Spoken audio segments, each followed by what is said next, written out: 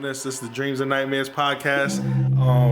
My name is Michael Jex, and as you can see, this is the first time I'm doing it because my man behind the mic and behind the music is telling me, "Yo, move up." So I'm gonna stand right here for the rest of the time we talking. But yo, I'm excited because I never done anything like this before. But with the experience that I feel like myself and my friends, who you'll be hearing from, throughout the rest of the podcast, there's a lot that we've gone through. We grew up together. We went through a lot of, trials and tribulations growing up. Then we started, working in business together and came up in business together. So it is so much that I personally feel like our experiences can help anyone who's listening to us from a business perspective, a personal perspective.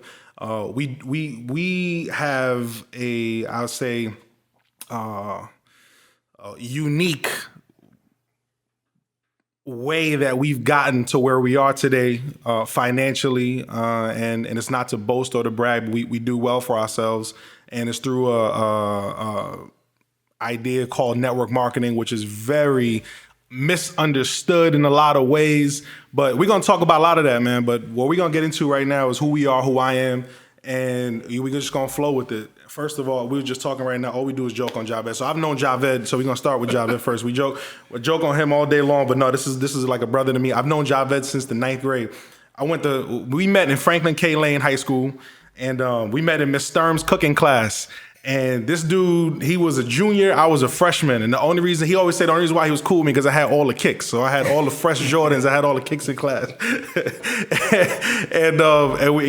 We've been brothers ever since. And then my man Gary Cowan to the left-hand side here. Me and Gary, we met over in Foot Locker on 34th Street in New York, Manhattan. If you ever been to 34th Street, like Herald Square, where the big Macy's is at, there's a Foot Locker right across the street that me and Gary worked at for several years, and that's where we met at. We're all three of us born and raised in Brooklyn, New York.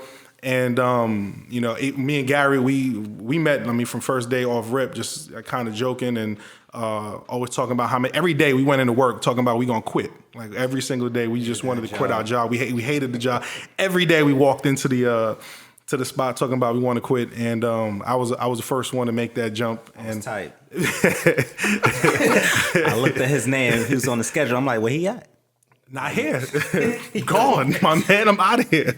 I was there for a couple years, and So look, we have like there's a vast history that we have here together, and I was introduced to a network marketing company in 2010, and at the time I was unemployed.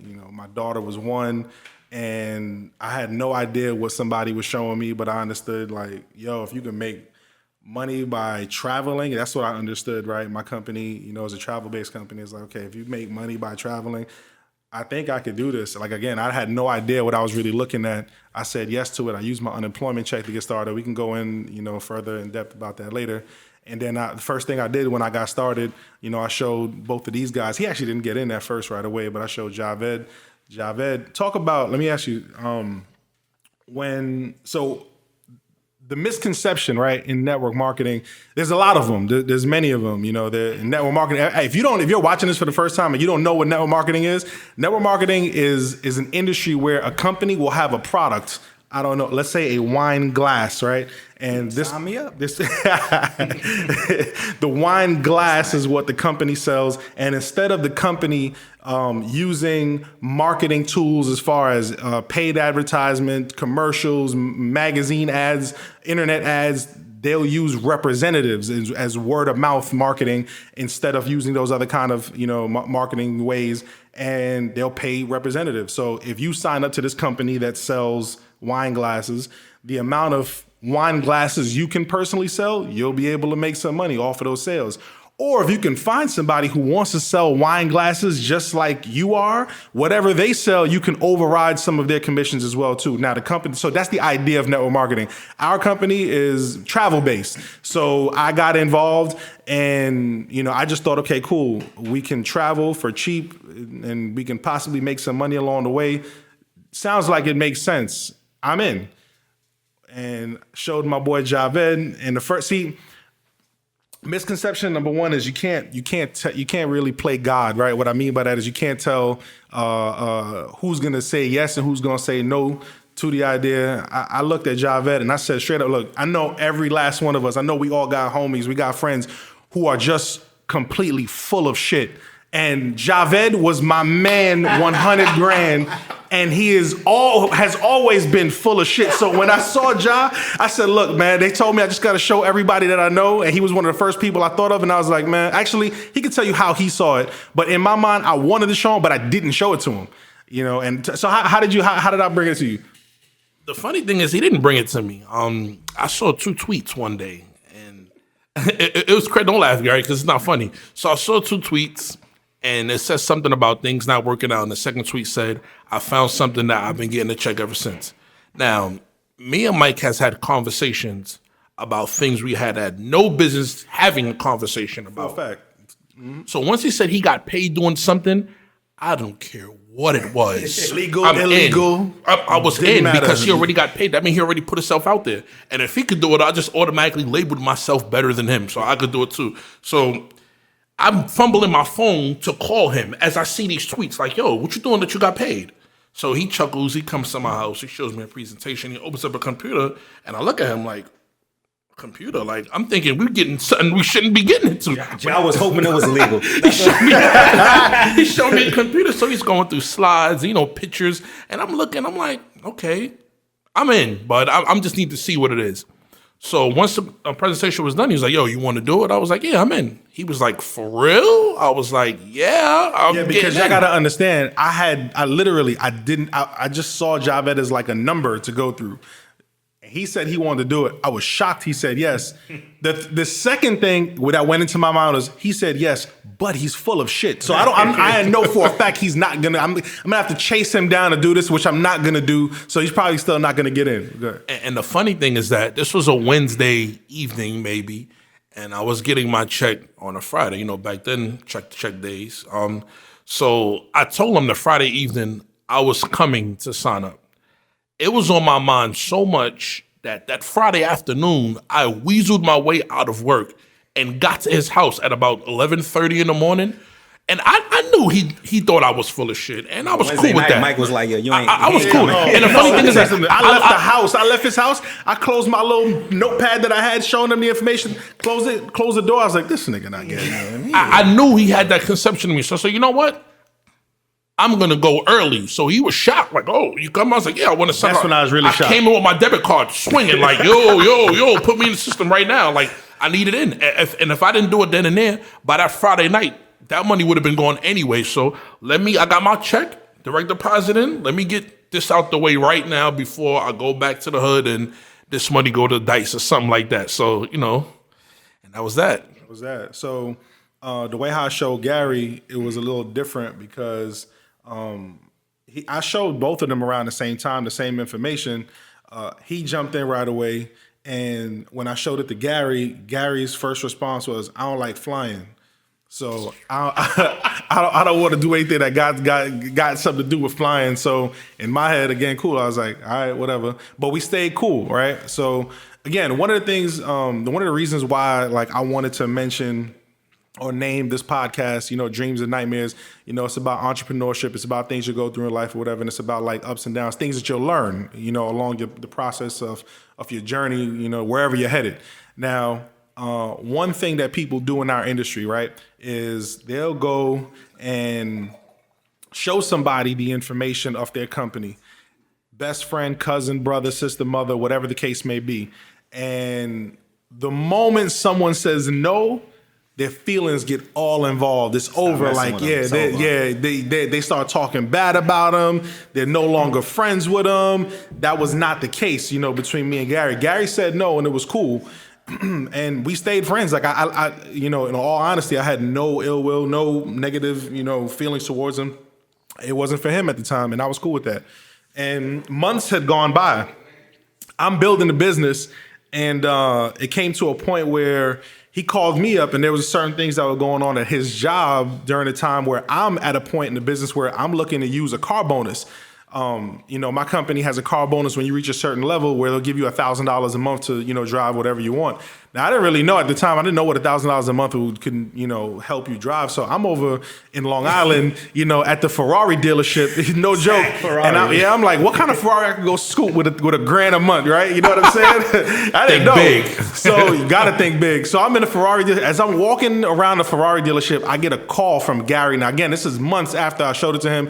Things are starting to roll a little bit within the company and myself and my teammates. And then Gary calls me and talk about that. Like, how did that go? It was great. I mean, just going back to clarify from the first time I saw it, people forget, man, this is a time when 9/11 happened. 9/11. Yeah. Just the fear of flying kicked in. You get older, you start being more aware. But I showed you in 2010, bro. 9/11 was 2001. I haven't flown since. Come on, G. I ain't fly since. I'm afraid that people. So here's some of the things that I realized that as cool as we are, people didn't know this about me. I have a big fear of heights. I'm naturally an introvert. We're on the 11th floor right now. You was outside for mad long. Yeah, but I don't go too far to the edge. I don't go to the far. And I've been places now, so I only do it for the gram. If I got to take a picture, I'm going to take a picture. Fuck it. So, introvert, naturally, nobody knew that about me. Because once you know me, you just know I'm not an introvert.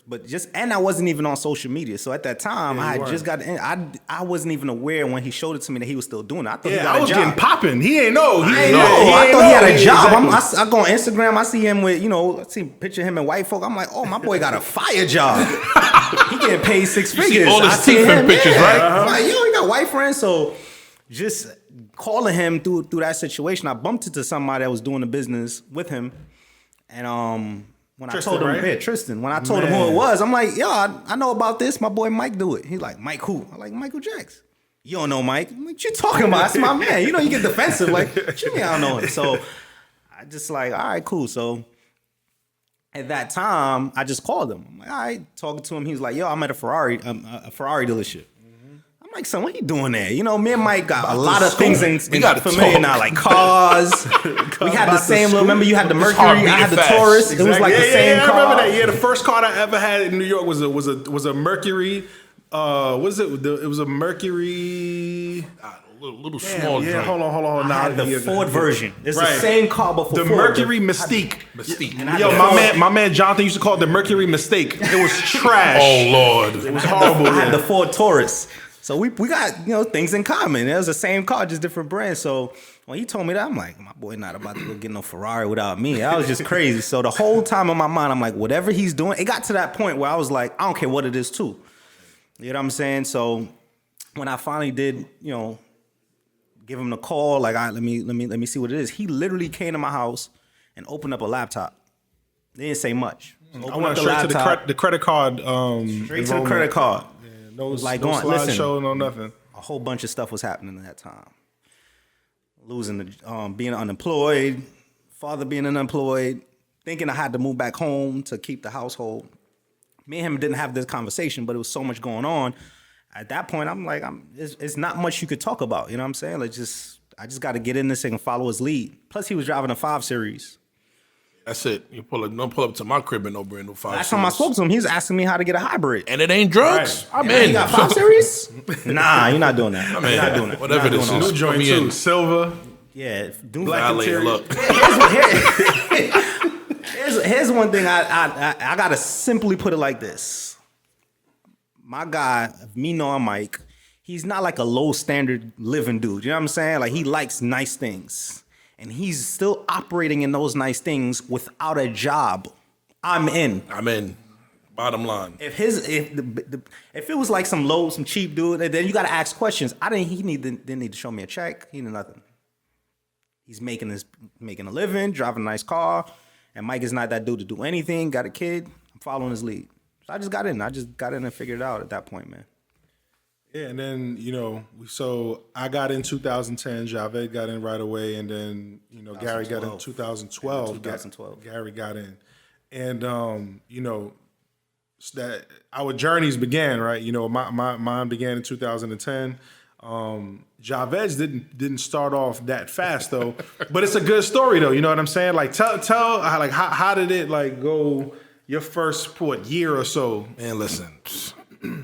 I saw the information. Well, I didn't even see it because, to be honest, I really wasn't paying that much attention. I just saw vacation and you can make a few dollars. So I was like, yo, Mike got a check. He got a few checks, I believe, by then. I'm in. He got a check, so I'm doing it. If he could do it, I'm going to figure out a way to do it. But I didn't listen to the guidelines, the rules. You know, I got in, beat my chest. Oh, I could do this. If you do it, I could do it too. I don't need no help or nothing. So I started to, do everything the wrong way. Right? Yeah, that's the one thing I did that was wrong. I thought I know that. I came in with the phrase, I know that. So I started showing people the wrong way. I started sending out blast text messages, and people was looking. They was asking me questions that I couldn't answer. I couldn't answer these questions. I was like, well, I don't know. So I pretty much made it look like something that it wasn't, off rip, because I didn't pay attention. So I kind of put it down. I was like, you know what? I don't really want no part of this. I'm gonna leave this in the corner until got hurt. The first monthly payment hit, and it hit unexpectedly. And at the time, money wasn't flowing like that. So when I see that money go, I'm like, whoa. How much? Like 60, right? Whoa, like $65. I'm like, whoa. Time out for a minute. So I called Mike. I'm like, listen, man, I don't think this thing is working. I try to run away. I try to back out. He was like, yeah, it works. Valerie got 3 people. She got in last week. So Valerie is another friend of ours who got in early, and her husband is doing really well in it. And that just crushed me because we all went to school together, and I'm like, Valerie got 3 people. I can't get one. Like, I'm soft. Like I'm weak. I can't build. I'm doing this no more. But like he did with Gary, he maintained the friendship, and that was the most important thing. Like, we still did everything. We hung out together. We went shopping together. We got drunk together. We did whatever. The moment I mentioned the business, though, he was out. I was shut down. It would be literally literally days he would be texting me that there were travel parties and stuff like that near my house, and I would not respond. I didn't want any parts of that because I couldn't do it on my own. I didn't want to hear about it. And Mike went to Vegas like 4 times. You know what I'm saying? We never been to Vegas before you remember that time I was in Vegas and you was in Vegas? Yeah. And I didn't know. He was in Vegas with his family. He just kept going to Vegas all these times. And I'm like, yo, in Vegas, he in Cancun with no shirt. I'm like, what? He got lime green shorts in the pool. I see Victor. I see June. I'm like, nah, man. And then, and then one day, my pride just kicked in. Like, I had a piece of that humble pie one day, and I just gave him a call. I said, yo, listen, matter of fact, there was another one of our friends. His name is Jay Peso, right? From Brooklyn. I knew of Jay Peso. We had mutual friends, and Mike has this thing where he could humbly put you against somebody else, almost like an instigator, but he's a low-key instigator. So he would instigate, oh, Jay Peso made this in his first month. Jay Peso, that kid Jay Peso. I'm just telling the man's story. That's it. But I feel like he was throwing it in my face. I was like, you know what? That's you. So I'm like, yo, he knew how to see that. Your friends know how to push your buttons. They know how to do it. So I was like, you know what? How does this thing really work? And that was the very first time that I was extremely coachable. And the first time we showed somebody, what happened? The first time we went and we showed somebody together. Your cousin. My cousin signed up on the spot. And we left out. And it didn't even hit me then. That was September of 2011. It didn't even hit me then. You know what I'm saying? But it was a little bit after that. I just felt like I wasn't moving. And the gap between me and him started forming really big. I'm like, yo, you know what? I gotta eat this humble pie, man. He working. Something is working over there, and I need to see what's working. So I called him. I gave him. I'm like, yo, listen, how does this thing work? Show me how does this work the right way. And then, it took off from there. Yep. And now, so you went through that. For how long? A year? A year and 4 months. Right.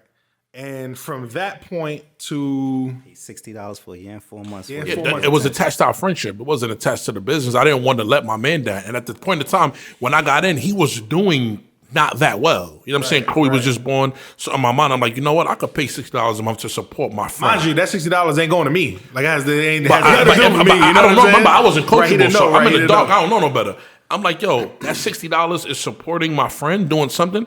I'm not going to quit. And I didn't want to look like that I was full of you know what I'm saying? Because he had that mentality already. So I'm trying to prove that I wasn't. He knew that about you. I know he knew that. So I was trying my hardest to change that. Listen, I'm not full of shit. I'm going to pay this fee and I'm going to do But eventually, after a while, the fee is coming too much. I'm like, you know what? This got to work. I got to figure it out. So then from the time, like when you woke up, in a sense, how long did it take you to get from there to your rank now, which is a national marketing director, which is like second to the top? I want to say about 6 years of being consistent. But the funny thing, not even the long game.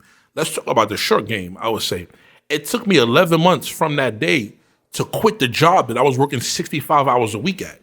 What job was that? JetBlue.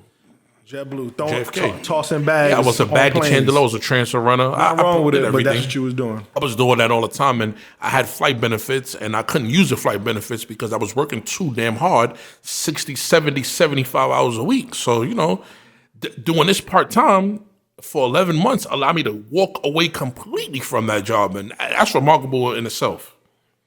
There you go. What's your highest month you ever earned? My highest month here probably was, I want to say... Vaguely, don't have an exact number. Give it... probably about $26,000.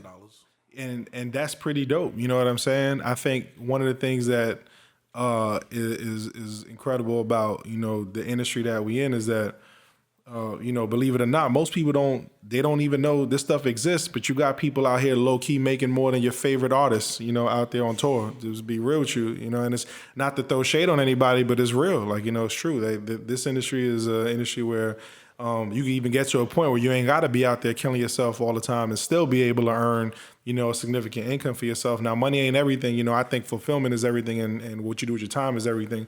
Money's in addition to everything else that we're doing. But trust me and believe, money does, feel good when you're able to pay your bills and it's flowing. And, you could do a lot more good with money in your bank account than you can without better any moods. of it. Better moods, better anything. Better moods. You know what I'm saying? Once you're in a better mood, you can do better, So, Gary, how did it go for you when you finally got in 2 years after the fact? I got in 2010. July 2010. You got in 2012. April. Gary got him by April or March. Nah, I signed up September 2012. September 9th. Okay, I remember. I remember. So what tied to the regional? Yeah, that summer I was on unemployment. That's when my job laid me off. That's when my awareness was started to pick up. I was the job guy, man. It was because I didn't have no degrees. I ain't had no degrees either. It took me mad long to get out of high school. Culture, man. The culture. Gary's Jamaican. It's the culture. Gary's Jamaican. Yo, what's crazy too, we got 2 Belizeans in the room outside of myself. That's fucking rare, yo. That's rare. We never been outnumbered before. My fault. Wait. No, there's 2 Jamaicans in the room too. But wait, actually, there's a fucking tie. It's a tie. It's a tie because he's half Jamaican, half Belizean. So y'all about to jump me? They about to jump me now. Everybody hot here because they from Belize and Jamaica, right? 2.5. Fuck out here. But I was a job guy, man. My pops was in construction, as I think all Jamaicans do construction. So I got a construction job. Trade. Yeah, I got trade. That's all it is trade, man. And because I didn't have that, school, I'm not the school guy because I'm not good in that surroundings, that classroom surroundings. I'm finding a job and try to find my platform. Yeah. Right. So I was the guy that everybody you got the good job and all that kind of stuff. So, when I got laid off, the awareness woke up. So by September, getting off of that unemployment, when I finally was like, all right, well, I got some checks coming in now. The first thing I did was get in. And me not knowing anything helped me out because I had no point but to pay attention. Listen to everything Mike said. First day, he called me and said, let's invite some people over. Don't tell them what it is. I ain't even ask them no questions. I didn't ask much questions. At all. Yeah. At all. All right, don't tell nobody, cool. Started making some calls. People, what is it? Don't ask me. Just show up. So my first day, I say my first 24 hours, I made my money back. I thought I was gonna be rich. Game was over. Cause I don't know how this thing goes. You know what I'm saying? I made more money in 24 hours than I did in my job in a week. So I'm like, game over. I'm about to be rich. Yo, the first time I did a travel party at his crib, yo. So what a travel party is, if you don't know, right? A travel party is when you get in and you invite your friends and your family over to the house so that they can see the information and you want them to sign up and stuff like that. First time I asked him to do that at his house, it was at his mom's house in Flatbush, right? Oh, Canarsie. And room is packed. His mother, father, I had 23 people in The world was in there. Hot you Jamaican living room. Word. And I get in front of the room my with a brethren. TV. And mind you, it's like I'm so worried about all the people in the room, and it's not even because there was that many people. It was that many Jamaicans in the room that I'm saying to myself, "Yo, I already know nobody's gonna laugh at the setup jokes. Nobody's gonna move. Bad man face all the time. Nobody. No smile. I already knew what the room climate was gonna be. So I was like, all right, cool. I get up in front of that room and start doing a presentation in front of the TV. Everybody's just staring at me without blinking, like just looking at me, and I'm like, this gotta hurry up. I see the sweat trickle down my head, it was crazy. And, when it was over, I asked the closing question, so who's first? Who's getting in first? His little brother throw his hand up. Yo. I was like, damn, we starving. My girl can't get it first. And a lot of people in the room got started. It was pretty dope. There. Yeah, it was pretty dope. But go ahead. So the next day, within that 24 hours, I went to work and I started doing everything. I don't know. I just wanted to move fast. Like you said, 2 years. I felt like I had to play catch up. So I was just the guy doing anything and everything, showing people videos. They had a video with you in it. I would stop it. And like, that's my man right there. That's my man right there. He's in the video. It works. And to me, it was just like playing the mindset of trying to play catch up, man. I was just willing to show anybody with two eyes that could breathe. I started this idea with maybe 100-something followers on social media because I was just new to Instagram, no Facebook. 80 contacts in my phone. Yeah, I'm from Flatbush originally, so even though we lived in Canarsie, and my Flatbush friends out there, you don't even need to know anybody's cell phone number. You just need to know what corner we're going to be on all day. And you just pop up. So phone numbers. K and Park. K and Park. You on the block, we in the back blocks. Yeah. We're in the back blocks. We're on Crook. We're on Parkside. We're on KN. It's crazy. Deli. That was it. You don't need no phone number. I never spent much time. I'm from Brooklyn. I never spent much time over there. Because East New York is like its own country, too. So That's a completely different side of Brooklyn. Yeah, it's crazy. So Cross I country, need everybody's phone number it. for. Half these dudes won't have the same phone number next week. So it was like, 80 contacts and being able to show as much people as I can. In the last 6 years, I've been building contacts. In 2.5 weeks, I was doing my contacts, but it took me, I would say, if I just speed it up to where Jai is, it took me about, I would say about 8 months before I got out of Con Ed from getting started in September. He would never quit, remember? Right. So how long was you working at Con Ed? It was coming up on 6 years. 6 years. 6 years, and in 8 months, I made a 6-year income. Income I've been making for 6 years. And then in 13 months, Remember he said, I ain't never quitting. I don't care what I told make. y'all, I'm like, I ain't gonna quit my job. I ain't You never stupid. quitting. If I I ain't make never 10 grand a quitting. month, I ain't quit my job. That first week, I was ready to quit, boy. Yeah, That really first quit. check, I told him. Now I remember asking you. I don't know if you remember this, but I remember asking you, right? Because I was the one that already was not working. Like I wasn't working, and my company was paying, for everything. And I knew that that feeling of having the company pay for your lifestyle that's a different level of freedom. You know what I'm saying? Because one thing I always ask people is like, how crazy would your life be, or how drastic would your life change if you made exactly what you made right now at your job without having to go to work for it, right? And I remember asking you, I don't know if you remember this, but I remember asking you, I was like, yo, like, would you ever quit your job? Like, if you make enough money here, would you quit your job? He was like, yeah, hell yeah. I did. And I was like, so job would. but I was like, well, what's the difference between now and then? Like, what's the difference? You're making the money now. Like, right now, you're earning the money. You're earning more. is good at that. Here's the funny thing. It's literally, that's the first time I felt I started to know what mental slavery was like. Like, because it's working and being so conditioned to have a job. It's just to have the benefits.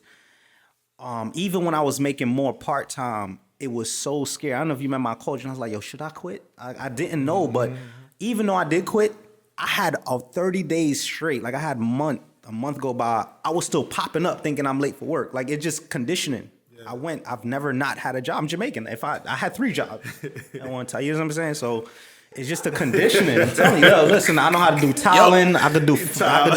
I could do sheetrock. I ain't ever have a barber. I've been braiding my own hair, dread. I had dreads. Let me tell you, no, that's just being fucking cheap, man. Like, I am cheap. So what? That's crazy. I was the same way. Cheap. That's right. It only took me 6 months to match my income here than what I was doing. And a part of me still felt like I was going to prison. Somehow, some way, I was like, they're going to come knock my door one early Sunday morning like they do the hustlers in my hood. They're going to go get them early, 6 a.m. Sunday morning. I just felt like I was going to jail because this was so unorthodox as far as getting paid. Wait. I got a story. Correct me if I'm wrong if I remember the story. There was one of the times where you got like one of your first decent... Man, listen, that is a hilarious... I'm going to tell you the story. I'm going to share this with you guys. Listen. Go ahead. Say the story. So the first week, I asked Mike exactly what I need to do. He said, just invite a bunch of people over. Don't tell them nothing. The company gives you a guideline on how to invite people and so on and so forth. We never really followed the guideline. We just were been ourselves. We was organic with it. So I invited a bunch of people over, and we started doing that every day for a certain period of time. And there was a week where I pretty much made more than my job check. So I get direct deposit Friday morning. Mind you, this is December. It's brick ass outside, at least 18 degrees, right? So the bank where I was banking at was probably about 7 or 8 blocks from my house, walking distance. So I wake up in the morning, get up to go to the bathroom, go use the bathroom, and then I check my phone, and I look at my direct deposit, and it's double my job check. And mind you, this is around Christmas time. So now my heart is beating like, yo, Christmas is lit. I'm looking, I see double, and I'm like, all right, cool. What I'm going to do is I know somebody made a mistake somehow, some way. What I'm going to do is, and here's the thing. I lived in Brooklyn, so there was alternate side parking.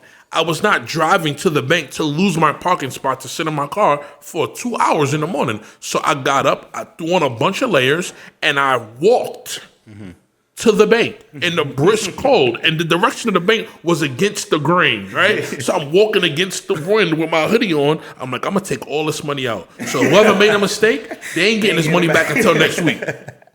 So I'm looking at this amount of money I got, and I'm trying to figure out the whole day, and I'm calling Mike. So at this time, Mike is already, he's pretty much living full time at this point. So I'm calling him, he's not up. So by the time he responds, he's like, oh, nah, you had the hitting certain kind of bonus. That's why you got that.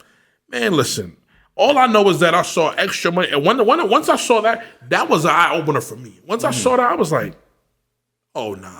My man really went to the bank to withdraw all the funds they ain't because getting it he back thought till it next was week. a mistake. Yeah, they ain't getting it back till next week. He said, this There's gonna be no in my way. pocket till There's next no way. No way they get that money back this week. I don't want to get a phone call. Hey, the money that was... No, you have to wait till next week and throw my account a negative. I read the dude, if he find your wallet, he mails it back to you, no cash. Finder's fee. Come on, son, you serious? That's why I don't put... I lost my wallet the other 2 days ago. That's why I don't put money in my wallet. Send a wallet because back, there's a mail it with the finder's fee. ID, no cash in it. Like, look I found it with no They money took my in it. Platinum Amex though, so whoever took my say. Platinum Amex, they're gonna be fronting with half the top of the car. Like, hey, Amex Platinum, it's mine, but whatever. But finder's fee, I'm gonna take the money, but I'm gonna give you back your ID and everything else. So you gotta go through the process. But there's come on, how son. they did you the other day? No, yeah. They took stuff out of my wallet, but hey, I change all my cards anyway. I'm grown. I don't play that, man. They ain't doing that. That's crazy. So when I got in, it was like a lot different. So I had nobody to look at to say, yo, I asked you that. This can work. This doesn't work. I have somebody to look at and say, there goes an example that, I can follow. I had nobody. Like there was no... All I knew is when I saw this, I knew how I felt. You know what I'm saying? The way I felt was...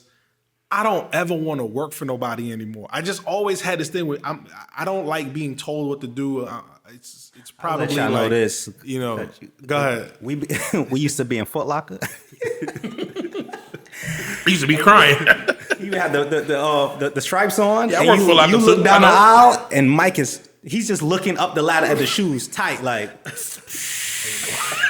The Rennie face. already like, yo, I'm not going up this ladder. So I hated it. Always complete. So I knew from then when he said he never wanted to work. It was just so hard for him to listen to people. I don't know what it was either. It's in my program and my DNA. that was something. God, man. That was just God go fetch, telling you, just man. go fetch the I just kicks. never- What's the He problem? wasn't built to Right? be an Wasn't built employee, like that. son. I used to be like that. I used to ask Gary all the time, like, yo, we gotta go now. He'd be like, yo, just go get these sneakers, man, and go Fetch shut the up. shoes, my fetch nigga. your shoes, and that's it. And I used to be like, nah, this ain't it. And Sometimes it's- he only be there for 3 hours. It looked like he ate. That's Mike, though. He That's got Mike 8 for on you. his face. 2 He got 8 hours on his face. way. 3 Yeah, hours. 2 hours on. The Before moment he lunch. on his way, he feel like he clocked in. I couldn't Before take lunch, it. you got that look on his I couldn't take it. There was a manager. I never had a manager that I actually got along with. Only because they had to tell me what to do. I don't know. It was just something in me. I just didn't like being told to do. Nigga don't get along with people. Yeah, even my mother bump heads all the time because when we were younger, she couldn't tell me to take the garbage out a certain way. Yo, he was crazy for that. I used to be in his house. You know, it's always you got that one friend, Timothy from Major Heights, man. You got that one.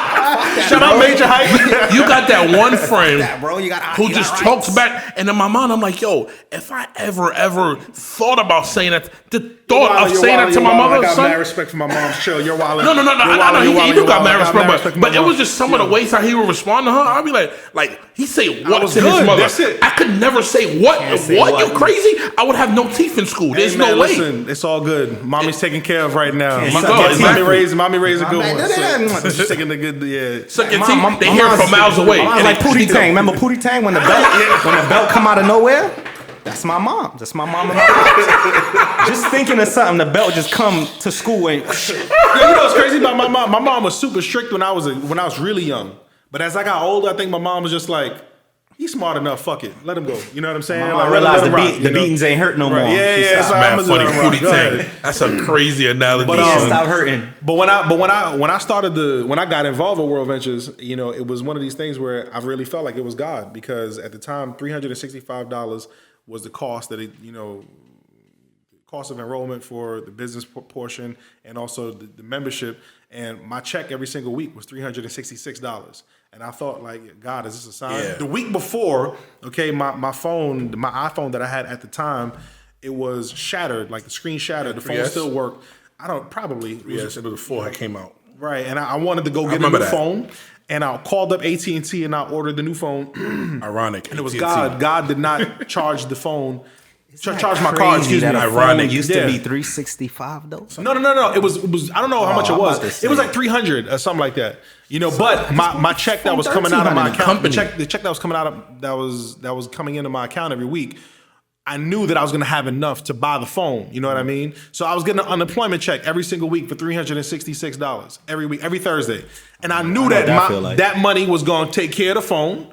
So I said to myself, let me go make this order because next week the money going to come in for me to buy the phone. They never charged my account. They hadn't shipped the phone yet, but they hadn't charged my account. And during that time when they didn't charge my account, that's when I saw World Ventures. And it just made sense. And I was like, you know what? They didn't charge my account yet. Let me call them up. Now, I'm going to pause right there. That decision. For you, I'm gonna show my hairline and all that for you. That's a big man decision. That's a because decision. a lot of people Right. ain't doing that. A lot of people are not doing that. Pause I right don't there. know. The thought of taking the money that was coming in that week, right? A few $100s that was coming in that week with my daughter at home, right? My spouse is the only one working. I'm getting a lot of help from my parents as well. $360 is coming into my account, and I'm about to spend the entire thing on a business opportunity that I've never seen of, heard of before, and my phone is shattered, and I already ordered the phone. I called up AT&T and was like, yo, I don't need that phone anymore. Cancel that order. You know what I mean? That decision right there of me doing something that probably 99% of the people on earth wouldn't do changed my life dramatically. That's crazy. Flipped 180, right? So I've been involved 8 years from 2010. We're in 2018 right now. And I've made millions of dollars doing this from an unemployment check, you know? Dream. It's living an amazing life thanks to this opportunity. And I think that there's not enough people in the world that understands the power of this industry. You know, like any business, you'll have your ups, you'll have your downs. It doesn't. I wanted to go talk ahead. about one of the nightmares because being an introvert, you know how you always got those dudes around you that always talk about bread. They want to make money and all of this. So one of the nightmares for me Was what? in this, learning how full of shit people was, because I've never had these. Yeah, Remember, yeah, being an yeah, introvert, yeah. I've never had these Yeah. conversations with my boys. We never talked about making money together, nothing. It was just the work and come on. So now getting into a business and seeing something like this, and I'm looking at it like, y'all making money with my mans. Like, how could they say no? Exactly. So I go, and it doesn't, like, that was the biggest nightmare to see, like, and I won't call them full of shit in terms of, like, they would never be, but I just, in my mind, they spoke about it so much more than I did, I thought they would jack it a lot more. Right. You know what I'm saying? They'll hop on the opportunity faster, right? Yeah. And just the biggest nightmare was now that I am open to have these conversations with people, realize that, mad excuses, mad, I'm going to do this and never show up. You know what I'm saying? How I really showed me how unreliable people was and how bad they were financially with money. You know what I'm saying? That was the biggest nightmare because I wasn't aware of that. I'm in my own world. I missed the work. You know what I'm saying? That was a big nightmare. You notice that, like especially at that time. So even now, I mean, like $360, it's not like a life-changing amount of money, but it's enough money for people to like flinch. Absolutely. They have to think about it. You know, it's not going to change their life dramatically, but they have to think about it. But it definitely stems from priority. And here's why I was a big nightmare. Because I'm watching these dudes, I mean, by them, Beats by Dre headset was coming out, 200-300. Rich Young sweaters, all that. Yeah. And his hood was famous for that, boy. Rich, you see them two wings on a sweater? You know, that's $500-$600. What Fab? Sneaker packages was hot. They had just started coming out back then. So I'm watching these dudes with no job. A lot of them, no job with no big money. Spend money on these kind of things, and for them to flinch at that kind of price, I was like, it was shocking to me. Mind you, I'm Mr. Hard Work, and I'm willing to, you know what I'm saying, put mines in. But it was a big nightmare for me because that's the only time I ever broke out my shell to kind of like talk to people about an opportunity, talk to them about making money. And it was kind of weird because back in the day, if somebody had like a hookup, they'll never want to let you know. Like that's just the time we was in. Like that's a part of our culture too. It is. Nobody want to give you that connect. Nobody want to give you that connect, right? So other cultures ain't like that. But I always talk about this. I always talk about it because here's what it is. Here's and I spoke about this other day on my live. I should go live now. But for me, fuck that. For me, it wasn't the opportunity, it was the love. You know what I'm saying? Because every single person I went to, I had love for. You know what I'm saying? Right. So it wasn't just, we making money. It was like, you probably can't find a job. Like people used to ask me to get my job. I remember me and Javette have a conversation trying to get him in a Con Ed at that time. So I was harassing Gary to get in the Con Ed like for like a year straight. Like, give me a job, give me a job. I thought he was fronting on me. I'm like, damn, be your own friend. I was the last one asking you for that. I was harassing Gary to give me the Con Ed. I would see them walk around my neighborhood in packs. I'm like, every time I see them, Gary, what happened? Hit me up crazy. I'm like, it's a freeze because I came in the company when it was a freeze. So back then it was like I couldn't do much in terms of that opportunity to get nobody a hookup at a job.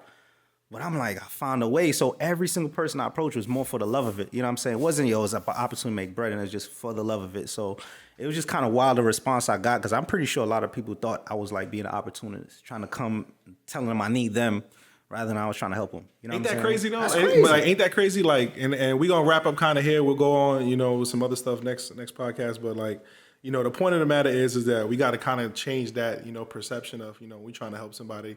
That person is looking at it as we're trying to come up off them. Like, nah, trust me when I say, you know what I mean?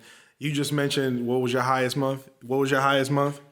I'd say around, I know I got to like 40. Right. You know what I mean? That's a lot of club shows your favorite rappers got to go do. To go make 40 that year to 40 a month. Exactly, boy, right. I was 40 feeling years, I was myself. getting 24 a year.